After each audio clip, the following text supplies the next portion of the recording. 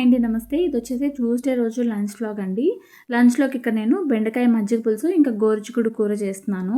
కావాల్సిన vegetables cut చేసుకున్నాను. కుక్కర్‌లోకి oil ఏసుకొని జీలకర్ర, ఆనియన్స్, పచ్చిమిర్చి, కరివేపాకు, గోరుచిక్కుడు కూడా వేసి బాగా ఫ్రై చేయాలి ఆయిల్‌లో. తర్వాతనే టమాటోస్ వేసుకొని పసుపు, కారం, ధనియాల పొడి వేసి మళ్ళీ బాగా ఫ్రై చేయండి. ఆయిల్ బాగా పైకి తేలేంత వరకు ఫ్రై చేసి లాస్ట్‌లో కొత్తిమీర వేసి కొంచెం వాటర్ యాడ్ చేసుకొని ఒక విజిల్ పెట్టేశాను.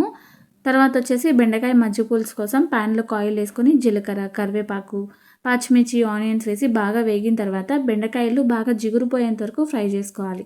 తర్వాత పసుపు, ఇంకా కారం, ఉప్పు వేసేసి బెండకాయలు వేగిన తర్వాత బాగా ఉడికిన తర్వాతనే మజ్జిగలోకి యాడ్ చేసుకోవాలి. లాస్ట్‌లో దీనికి కూడా కొత్తిమీర వేసేసాను.